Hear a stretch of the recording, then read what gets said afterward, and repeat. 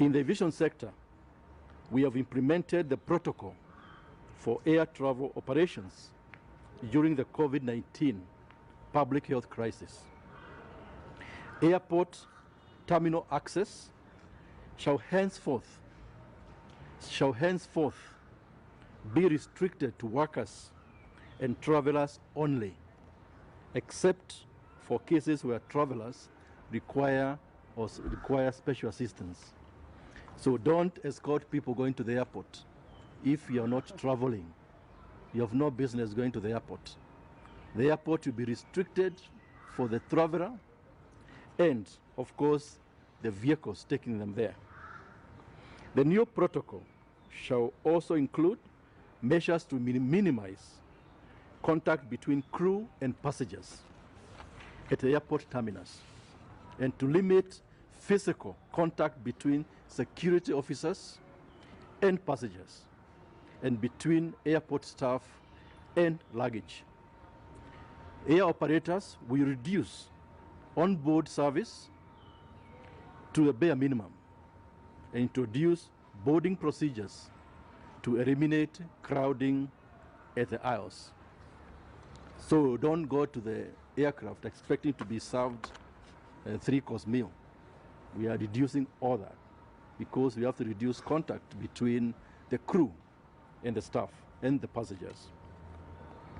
All crew shall be exempt from quarantine, and this is important.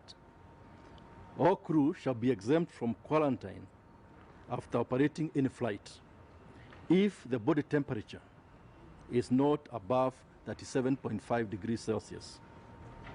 They do not, number 2, if they do not display COVID-19 symptoms and there was no suspected case of COVID on their flight.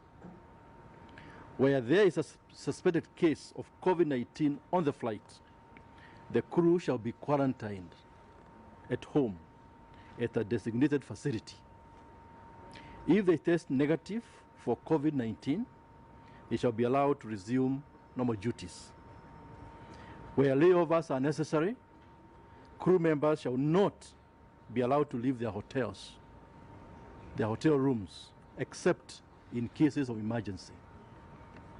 All passengers shall be exempt from quarantine on arrival at their destinations if their body temperatures is not above 37.5 degrees Celsius and they do not have a persistent cough, difficulty in breathing, and other flu-like symptoms.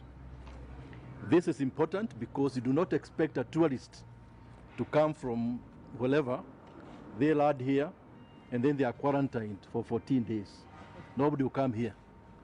So it's important for that to be taken note of as we support the tourism sector.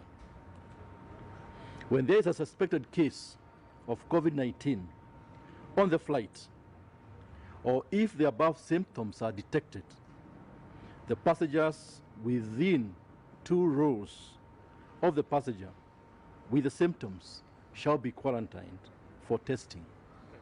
If they test negative for COVID-19, they shall be allowed to leave the airport. If they test positive, they shall be quarantined in accordance with the Ministry of Health guidelines. A number of airlines, I would like to report, have confirmed that they will resume providing local air passenger transport services to various destinations across Kenya once the airspace is opened on the 15th of July, 2020. These airlines include Kenya Airways, Jumbo Jet, AIM Air, Boscovic Air, and Scenic Safaris. And I think as we announce this, make these announcements, we shall get a lot more airlines coming forward because this is something people have been looking forward to.